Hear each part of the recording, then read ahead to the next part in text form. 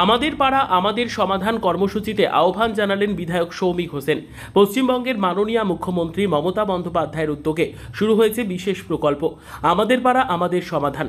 পাড়ার মানুষের সমস্যার দ্রুত সমাধানের লক্ষ্যে এই প্রকল্পে বুথপিছু 10 লক্ষ টাকা বরাদ্দ করেছে রাজ্য সরকার।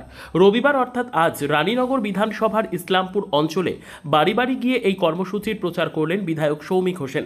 তিনি স্থানীয় বাসিন্দাদের আহ্বান জানিয়ে বলেন, আপনারা সকলে ক্যাম্পে এসে নিজেদের পাড়ার সমস্যা জানান, সরকার সেই সমস্যার সমাধান করবে। মানুষের দোরগোড়ায় পৌঁছে উন্নয়নের বার্তা দিতে এই প্রকল্প ইতিমধ্যেই এলাকায় নতুন আশার সঞ্চার করেছে। কি বললেন বিধায়ক সৌমিক হোসেন মহাশয়, আমরা শুনে নেব। এডিপি বাংলা, খবরের দুনিয়ায় সবার আগে। এটা আমাদের সোমবারে ক্যাম্প আছে, আমাদের পাড়া আমাদের সমাধান। মুখ্যমন্ত্রী মমতা বন্দ্যোপাধ্যায় 10 লক্ষ টাকা করে প্রতিটা বুথে দিয়েছেন এবং আমাদের বাংলার মুখ্যমন্ত্রী চান যে ক্যাম্পে এসে সাধারণ মানুষ তাদের কি সমস্যা আছে সেই কথাগুলো তুলে ধরুন। তাই আমি আজকে নিজে গিয়ে এই বুথগুলোতে বাড়ি বাড়ি যাই এবং এলাকায় মানুষকে আমি অনুরোধ করলাম যে আপনারা আসুন এবং আপনাদের পাড়ায় যে সমস্যা আছে, কোথাও হয়তো একটা লাইট দরকার, একটা রাস্তা দরকার, ছোট কিছু একটা দরকার, সেগুলো এসে আপনারা ক্যাম্পে এসে বলুন এবং তাতে মানুষ খুব খুশি। মমতা বন্দ্যোপাধ্যায় যেভাবে 2 হাত ভরে মানুষকে দিয়েছেন, মানুষের কাজ করছেন, তাতে মানুষ খুব খুশি এবং আমাকে সবাই বললেন যে আমরা সকলে যাব এবং আমাদের পাড়ার সমস্যা আমরা তুলে ধরব। এটা সত্যি আমরা বাংলার মুখ্যমন্ত্রীকে আমরা ধন্যবাদ জানাই, আমাদের নেতা অভিষেক বন্দ্যোপাধ্যায়কে আমরা ধন্যবাদ জানাই। তিনি যে আমাদেরকে নির্দেশ দিয়েছেন যে তার জন্য আমরা কিন্তু বাড়ি বাড়ি যাচ্ছি, মানুষের সঙ্গে কথা বলছি এবং মানুষ কিন্তু এতে খুব খুশি যে আমাদের পাড়া আমাদের সমাধান। এই টাকাটা যে 10 লক্ষ টাকা দিয়েছে সেটা কিন্তু সেই এলাকার মানুষরাই ঠিক করছে যে কি কাজ হবে। এটা খুব একটা ভালো উদ্যোগ এবং মানুষের প্রচন্ড সাড়া।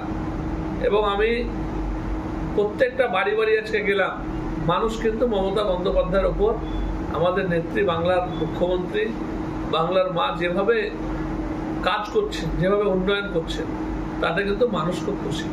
কেউ কেউ আছে যে তারা কিছু কিছু রাস্তার ছবি ফেসবুকে দিচ্ছে, দিয়ে তারা সস্তা রাজনীতি করছে। তাদেরকে আমি বলবো আপনারা দেন, বর্ষাটা শেষ হতে দেন, এসব রাস্তার কাজগুলো আমরা কিন্তু করে দেব। তখন আপনারা কিন্তু বলার জায়গাটা আপনাদের থাকবে না।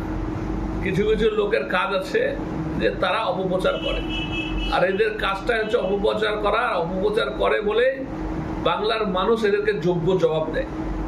আজকে বাংলায় সিপিএম কংগ্রেস শূন্য হয়েছে এই মিথ্যা অপপ্রচার করার জন্য। বর্ষা যদি অতিরিক্ত হয় সেক্ষেত্রে কিছু রাস্তার কাজ তো সেখানে খারাপ হয়েছে, কিছু রাস্তা, কারো বাড়ির রাস্তার কারো গলিতে একটু জল জমে আছে, সেগুলো ফেসবুকে ছাড়ছে, বড় বড় কথা বলছেন।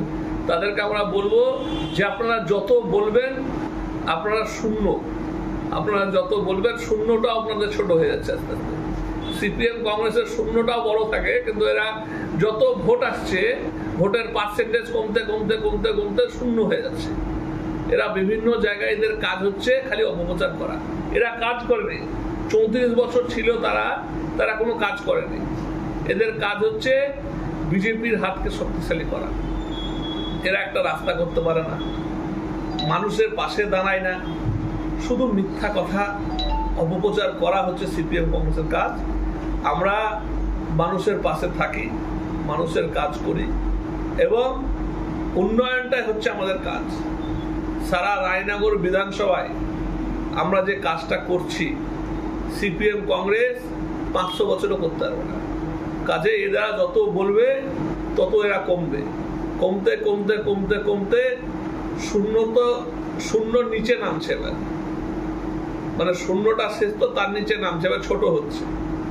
তাই বলবো সিপিএম কংগ্রেসদেরকে বলতে দেন, আমরা 2-1টা রাস্তা তারা এরকম অপপ্রচার করছে, আমাদের সেটা দেখছি। আমরা বর্ষাটা একটু কমলে সেসব রাস্তাগুলো আমরা ঠিকঠাক করব।